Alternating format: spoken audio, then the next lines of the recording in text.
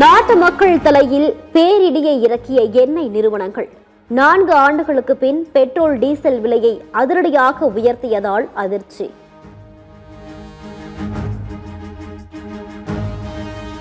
சென்னையில் petrol diesel விலை தலா 3 ரூபாய் உயர்ந்தது.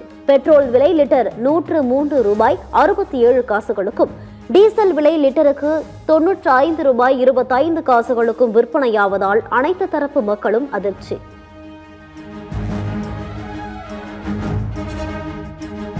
பெட்ரோல் டீசல் விலையை தொடர்ந்து வீட்டு உபயோக சிலிண்டர் விலையும் உயரும் அபாயம்.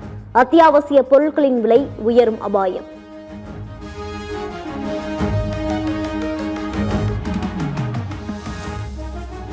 பெட்ரோல் டீசல் விலை உயர்வு மக்களை பாதிக்கும் என லாரி உரிமையாளர்கள் சங்கம் எதிர்ப்பு. விலை உயர்வை மத்திய அரசு திரும்ப பெற வேண்டும் என வலியுறுத்தல்.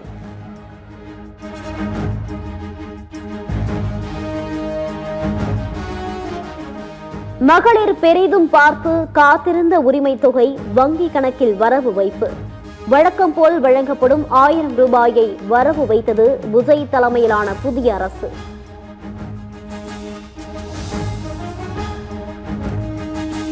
முதலமைச்சர் ஜோசப் விஜயின் அங்கீகரிக்கப்பட்ட புகைப்படம் வெளியீடு. அனைத்து அரசு நிறுவனங்கள் மற்றும் அரசு கட்டிடங்களிலும் இந்த புகைப்படத்தை பயன்படுத்துமாறு அறிவுறுத்தல். நீட் மறுதேர்வு முடிவை கைவிட்டு 12ஆம் வகுப்பு மதிப்பெண் அடிப்படையில் மாணவர் சேர்க்கையை நடத்த வேண்டும். +2 மதிப்பெண் அடிப்படையில் மருத்துவ இடங்களை மாநில அரசுகளை நிரப்ப அவசர சட்டம் இயற்ற வேண்டும் என பிரதமர் மோடிக்கு திமுக தலைவர் மு.க. ஸ்டாலின் வலியுறுத்தல்.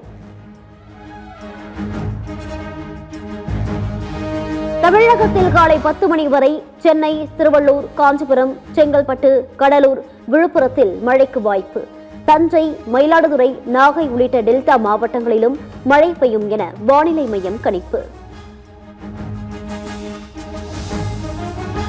அரபிக்கடலில் அடுத்தடுத்து 2 குறைந்த காற்றழுத்த தாழ்வு பகுதி உருவாக வாய்ப்பு.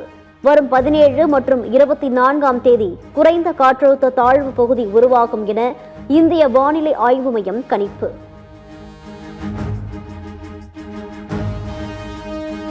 கட்சி நிர்வாகிகளின் பொறுப்புகளை நீக்கி எடப்பாடி பழனிசாமி வெளியிட்ட அறிவிப்புகள் எதுவும் சட்டப்படி செல்லாது. இபிஎஸ்-ஆல் புதிதாக பதவிகளை அறிவிக்கவோ நியமிக்கவோ முடியாது என எஸ்பி வேலுமணி தரப்பு கூட்டறிக்கை. நெல்லை மேலப்பாளையத்தில் நிமோனியா காய்ச்சலால் 4 வயது சிறுமி உயிரிழப்பு. 40 நாட்களாக சிகிச்சை பெற்று வந்த நிலையில் பலி.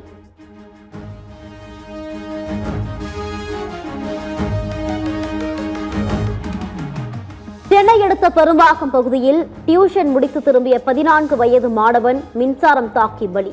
2வது மாடியில் பால்கனியில் நின்றிருந்த போது மின்சாரம் தாக்கி பலியான சோகம். மேட்டூர் அணையில் இருந்து காவிரி டெல்டா பாசனத்திற்கு ஜூன் 12 தண்ணீர் திறக்கப்படுமா? புதிய அரசு பதவியேற்றுள்ள நிலையில் தண்ணீர் திறக்கப்படுமா என விவசாயிகள் எதிர்பார்ப்பு.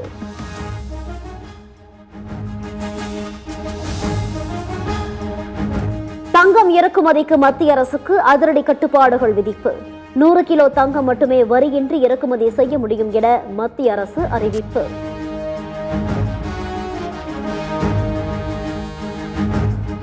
ரஷ்ய கச்சா எண்ணெய் இறக்குமதி செய்ய கட்டுப்பாடுகளை விதிக்கும் அமெரிக்காவுக்கு மத்திய வெளியுறவுத்துறை அமைச்சர் ஜெய்சங்கர் கண்டனம்.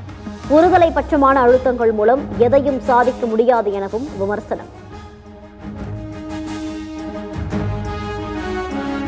அனைத்து பள்ளிகளிலும் வகுப்புகளை தொடங்கும் முன் வந்தே மாதரம் பாடல் பாடப்படுவது கட்டாயம் என மேற்கு வங்க அரசு அறிவிப்பு.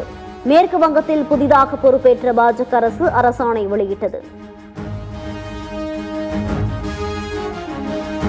நீட் தேர்வு வினாத்தாள் கசிவு வழக்கில் மேலும் 2 கைது செய்த சிபிஐ.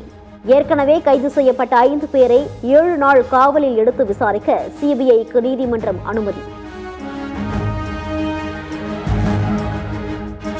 தேர்தல் ஆணையர்கள் தேர்வு குழுவில் மத்திய அமைச்சர் ஏன் இடம்பெற வேண்டும்? தேர்வு குழுவில் இருந்து தலைமை நீதிபதி நீக்கப்பட்டதற்கு எதிரான வழக்கில் மத்திய அரசுக்கு உச்சநீதிமன்றம் கேள்வி.